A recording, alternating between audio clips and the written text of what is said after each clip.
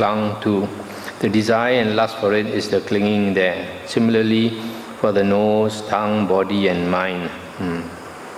So the sense organs are the things that can be clung to, and the clinging is the desire and lust for the 6 sense organs. These are called the things that can be clung to, and this is the clinging. 35.114. Monks, there are forms cognizable by the eye that are desirable, lovely, agreeable, pleasing, sensually enticing, tantalizing. If a monk seeks delight in them, welcomes them, and remains holding to them, he is called a monk who has entered Mara's lair, who has come under Mara's control. Mara's snare has been fastened on him, so that he is bound by the bondage of Mara, and the evil one can do with him as he wishes. There are monks, sounds cognizable by the ear, that are desirable, lovely, agreeable, pleasing, tantalizing. If a monk seeks delight in them, welcomes them, and remains holding to them, he is called a monk who has entered Mara's lair, who has come under Mara's control. Mara's snare has been fastened on him, so that he is bound by the bondage of Mara. Similarly, for the other 6 sense, the other sense organs. So here, stop here for a moment. So here the Buddha says that if a monk seeks delight in forms, sounds, smells, taste, touch and thoughts, then he has entered Mara's lair, Mara's dwelling, and he has come under Mara's control, and Mara's snare has been fastened on him, is bound by Mara. And then the Buddha continues, there are monks, forms cognizable by the eye that are desirable, lovely, agreeable, pleasing, sensually enticing, tantalizing. If a monk does not seek delight in them, does not welcome them, and does not remain holding to them, he is called a monk who has not entered Mara's lair, who has not come under Mara's control. Mara's snare has been unfastened from him, so that he is not bound by the bondage of Mara, and the evil one cannot do with him as he wishes. Similarly, there are sounds, smells, tastes, touch and thoughts that are desirable, lovely, pleasing, tantalizing, etc. If a monk does not seek delight in them, then he has not come under Mara's control, and Mara's snare has been unfastened from him, so that he is not bound by the bondage of Mara. That's the end of the sutta. So, if we take delight in the sense objects, and sense objects actually the sensual pleasures, pleasures that come through the senses, worldly pleasures, then we are caught by Mara.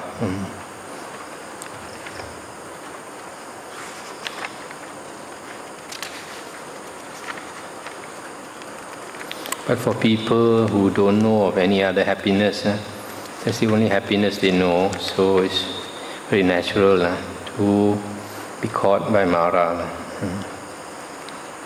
So only when we become streetwise, become world-wise, we understand the world better, then we have more wisdom. The next sutta is 35.118. On one occasion, the Blessed One, that's on page 1192, on one occasion, the Blessed One was dwelling at Rajagaha on Mount Vulture Peak. Then Sakka Devaraja, king of the Devas, approached the Blessed One, paid homage to him, stood to one side and said to him, Venerable Sir, what is the cause and reason why some beings here do not attain Nibbana in this very life? And what is the cause and reason why some beings here attain Nibbana in this very life? And the Buddha said, Lord of the Devas, Devaraja, there are forms cognizable by the eye that are desirable, lovely, agreeable, pleasing, sensually enticing, tantalizing. If a monk seeks delight in them, welcomes them, and remains holding to them, his consciousness becomes dependent upon them and clings to them. A monk with clinging does not attain Nibbana. Devaraja, there are sounds cognizable by the ear, smells, taste, touch, and thoughts that are desirable, lovely, agreeable, pleasing, sensually enticing, tantalizing. If a monk seeks delight in them, welcomes them, and remains holding to them, his consciousness becomes dependent upon them and clings to them. A monk with clinging does not attain Nibbana. This is the cause and reason, Devaraja, why some beings here do not attain Nibbana in this very life. So if we cling to the things of the world, then we cannot attain Nibbana. There are, Lord of the Devas, forms cognizable by the eye, sounds cognizable by the ear, etc., that are desirable, lovely, agreeable, pleasing, sensually enticing, tantalizing. If a monk does not seek delight in them, does not welcome them, and does not remain holding to them, his consciousness does not become dependent upon them or cling to them. A monk without clinging attains Nibbana. This is the cause and reason, Devaraja, why some beings here attain Nibbana in this very life. That's the end of the sutta. So from here you can understand, if you want the goal of the holy life, you have to give up. If you don't give up worldly pleasures, you can never attain. 35.120. On one occasion, the Venerable Sariputta was dwelling at Savatthi in Jeta's Grove, Natha Pindika's park. Then a certain monk approached the Venerable Sariputta and exchanged greetings with him. When they had concluded their greetings and cordial talk, he sat down to one side and said to Venerable Sariputta, Friend Sariputta, a monk who was my co-resident has given up the training and returned to the lower life. He's saying the monk who shares the kuti with him has disrobed. And Venerable Sariputta said, So it is, friend, when one does not guard the doors of the sense faculties, is immoderate in eating, and is not devoted to wakefulness, that a monk who does not guard the doors of the sense faculties, who is immoderate in eating, and who is not devoted to wakefulness, will maintain all his life the complete and pure holy life. This is impossible. But friend, that a monk who guards the doors of the sense faculties, who is moderate in eating, and who is devoted to wakefulness, will maintain all his life the complete and pure holy life. This is possible. And how, friend, does one guard the doors of this? Stop here for a moment.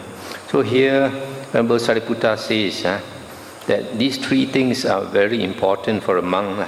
If he wants to maintain the pure holy life, three things are extremely important for him to practice. If he does not practice these three things, then he cannot maintain his holy life and will disrobe. So we go through these three things one by one. And how, friend, does one guard the doors of the sense faculties? This one is called Indriya Gutta Dwara. Indriya Gutta Dwara. Here, having seen a form with the eye, a monk does not grasp its signs and features, since if he left the eye faculty unrestrained, evil, unwholesome states of covetousness and displeasure might invade him. He practices the way of its restraint. He guards the eye faculty. He undertakes the restraint of the eye faculty. Similarly, having heard a sound with the ear, smell with the nose, taste with the tongue, a touch with the body, and a thought with the mind, a monk does not grasp its signs and features, since if he left the faculties unrestrained, evil, unwholesome states of covetousness and displeasure might invade him.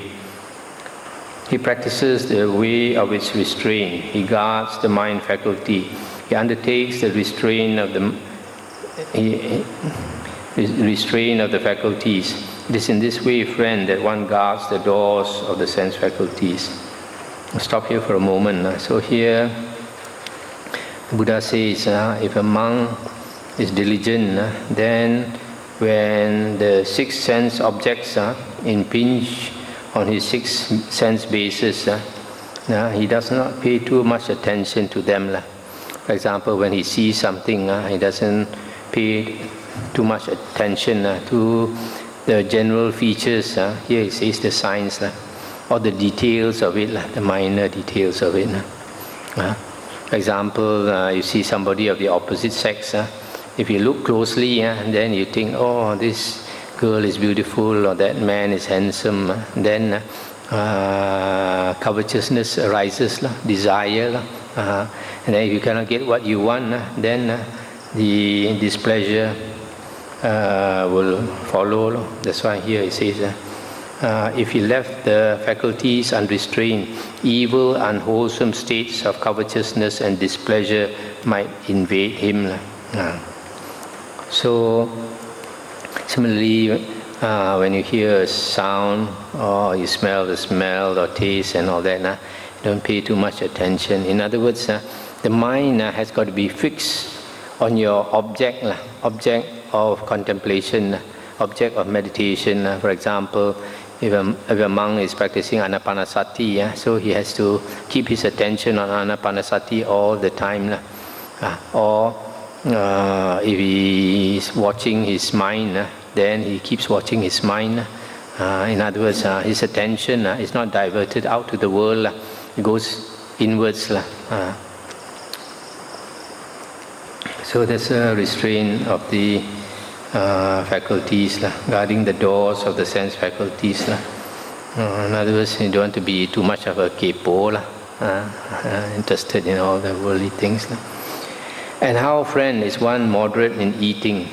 Here, reflecting carefully, a monk takes food neither for amusement, nor for intoxication, nor for the sake of physical beauty and attractiveness, but only for the support and maintenance of this body, for ending discomfort, and for assisting the holy life, considering, thus I shall terminate the old feeling, and not arouse a new feeling, and I shall be healthy and blameless, and live in comfort. It is in this way, friend, that one is moderate in eating.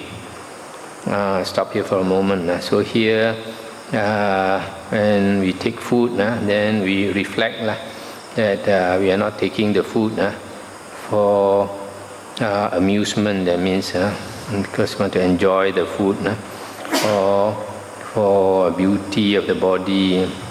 But the main purpose is to support and maintain the body and ending discomfort so that it won't get sick. For assisting the holy life, so that we can practice the holy life.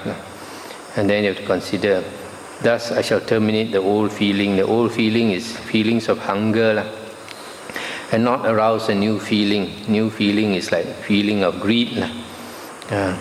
So I shall be healthy and blameless, and live in comfort. So the Buddha's standard, moderation in eating, would seem a bit ascetic to many people, because the Buddha recommends one meal a day. The Buddha himself says he eats at one sitting. But because some monks complain that about this eating at one meal, then he allowed them to keep the food, the leftover food, and eat it before noon. In this country it's 1 o'clock. So you can say then he allowed 2 meals. But generally the Buddha did not want to trouble lay people, so a monk can only go on alms round one time a day, in the morning, after dawn and before noon. That means in this country after 7 a.m. and before 1 p.m.